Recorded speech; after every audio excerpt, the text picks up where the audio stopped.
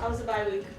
It was great. It was really nice, needed, and the guys are rested and recovered, and excited to, end it with a really tough challenge up in Duluth.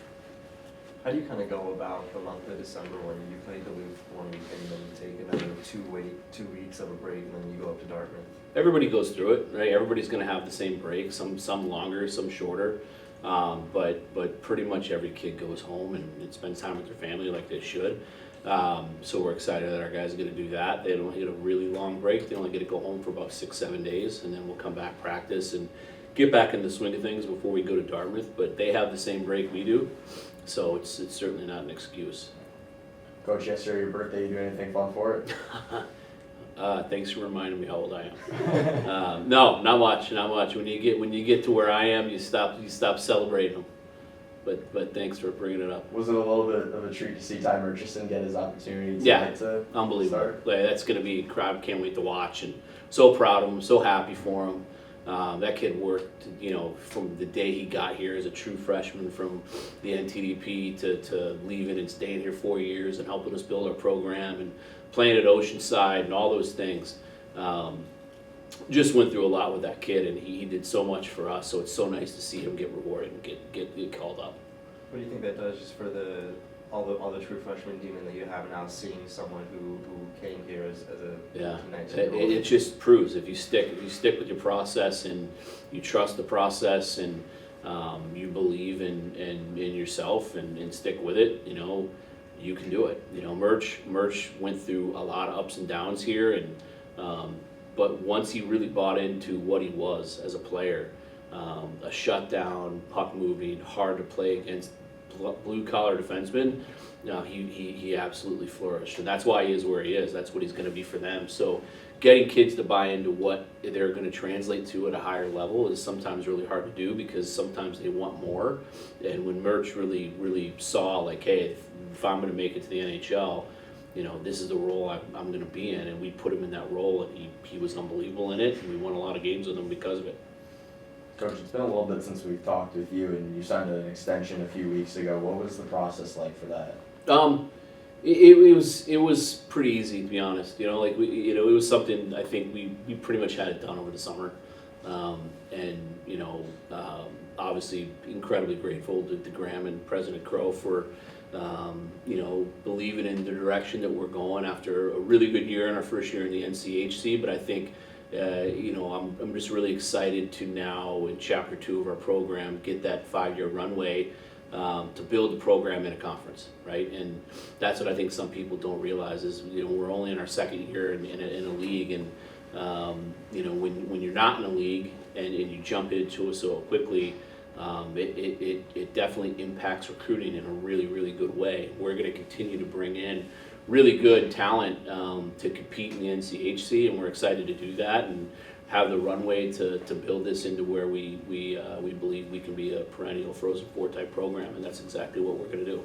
It's the first fully endowed head coaching program at ASU. What does that say just about the support that the community has for Sun Devil athletics, and what kind of precedent do you think it can set for all of it? It's a huge honor. I mean, what Mike Friend and his family have done for the program, for me, for my family, is I can't even put into words how great of an honor it was. And when we talked about how he could make an impact in perpetuity, this is what kind of we came up with. And he wanted to name it after me. I wanted to name it after him.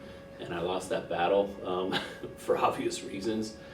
So it's a big honor. He's a good friend. He's a good friend of the program. He's a good friend of the university.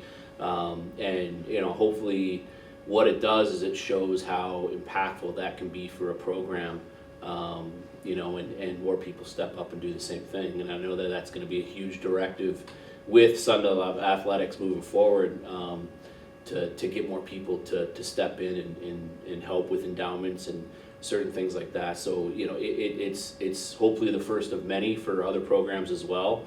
But it's a benchmark moment for our program for sure, to be the first endowed head coach in the history of ASU athletics as one of the newer programs on campus. I think says a lot about what we're doing and how much people do believe in what we're doing. With the direction that the rest of the programs in the program have been going, what is it like just seeing the community come around all the sports experience that be?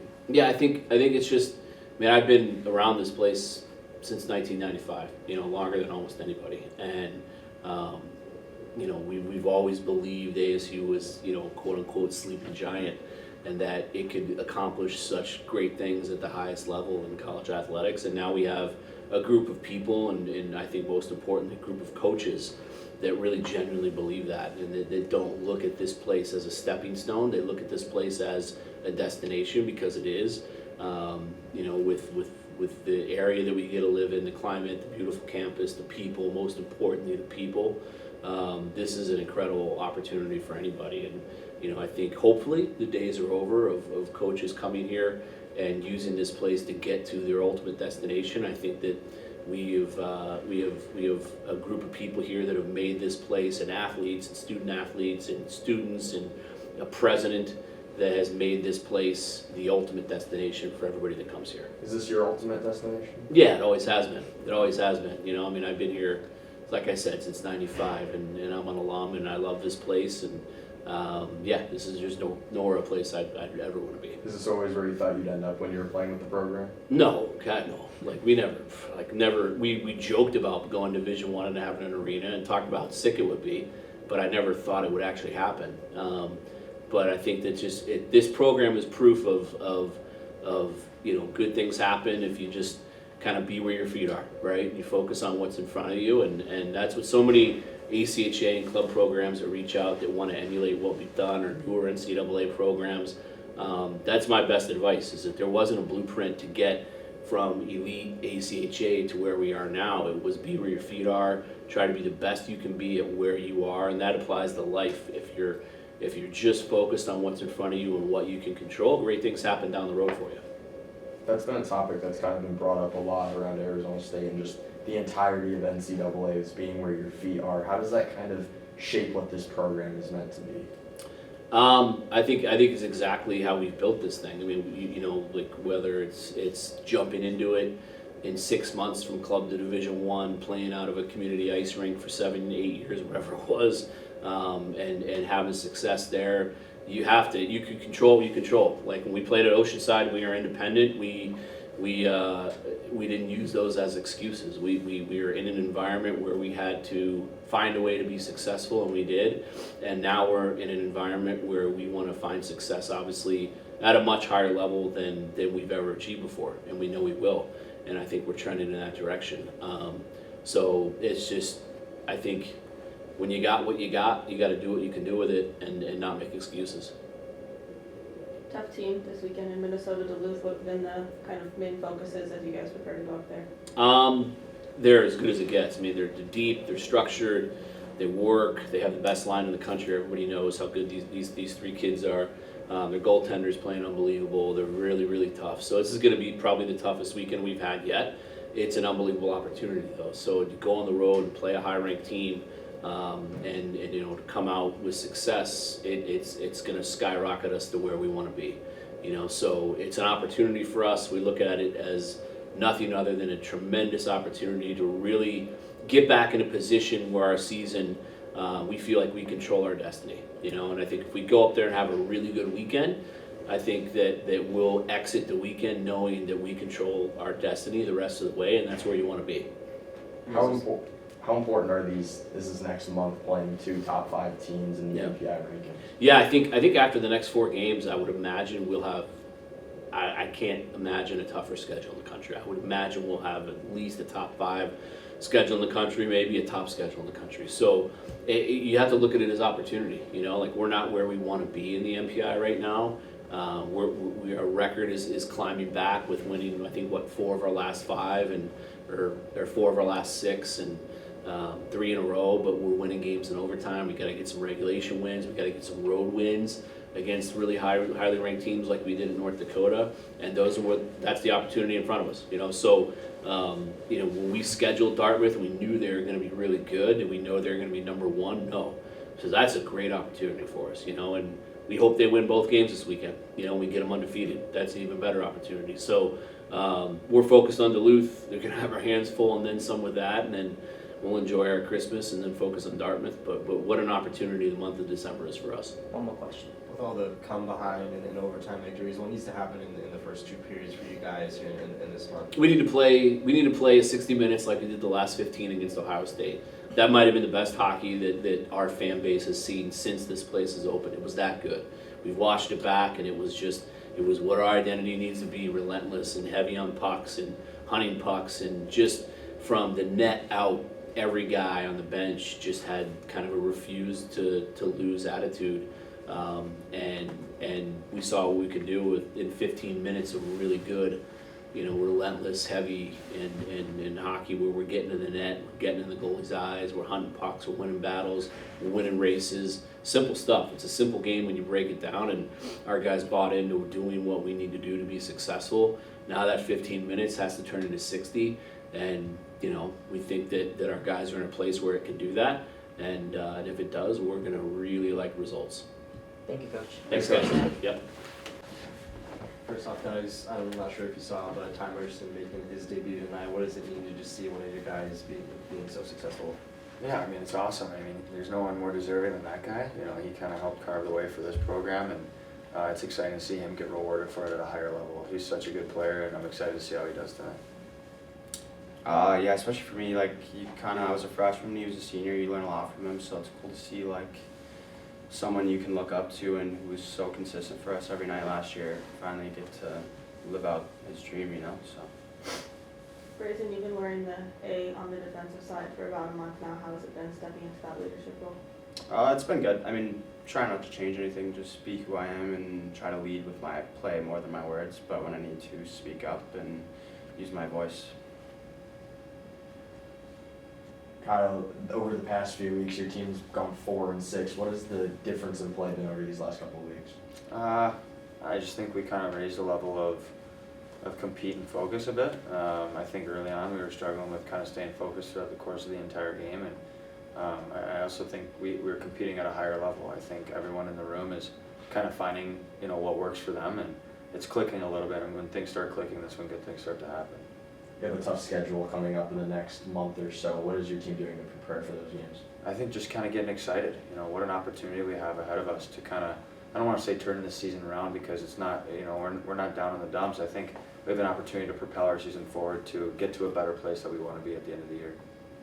You guys really turned it up in the third period these past couple of weeks. What has just been working for you guys in that final 20 minutes? I would just say the hunger to win. We kind of started slow, and we've felt like what it's been to be on the other side. So when we're going into these third periods, down a goal, up a goal, we know how bad we want it and how bad we need it. So Yeah, I think like I said earlier, that focus part, believing that we can go out there and still win a game regardless of the score, no matter who's on the ice. It doesn't matter, all 4 lines can contribute, and we can win this game at any moment. I think that was the biggest thing. That was a huge turning point for us, was just the belief that we can do this. Screw what's already happened this game. We can't worry about it now. Let's just go out there and do what we can.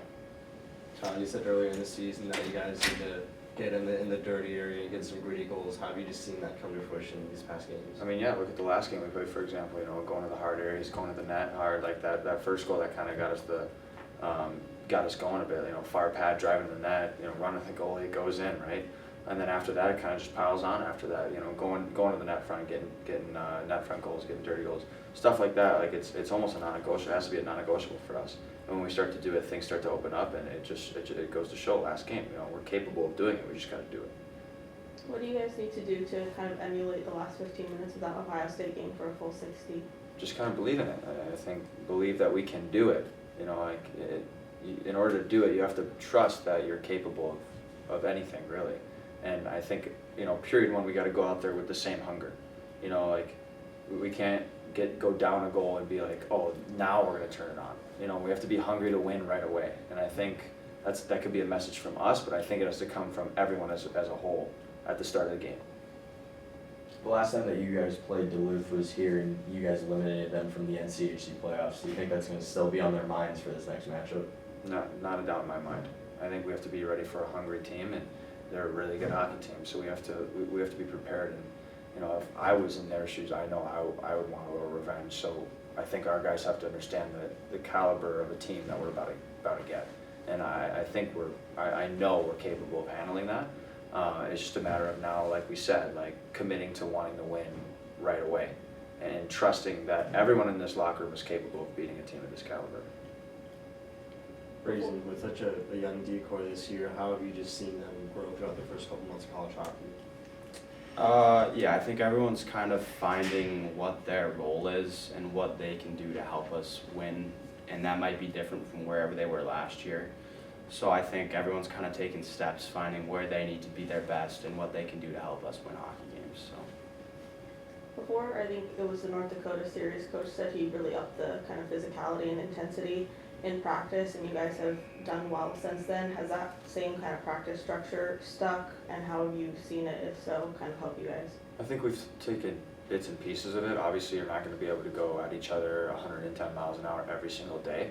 I think we've taken the lesson that we were supposed to get from those practices is like, hey, we need to be harder in every situation. And I think we've taken that message and kind of, obviously implied it into the game, but also like in our own practices, we've upped it in just regular drills and basic things that we do every day. The execution level with passes, going to the net and being in the goalie's eyes, like those little things that we weren't doing, that the point of the drills and the practice that was hard, that was what we were trying to get to. And I think we're taking parts and adding it to our practices now. Did you guys do any golf land during the bye week? I wish. I mean, we were just focused on trying to get better, and honestly, we had a nice Secret Santa. We had a good time there. That was fun.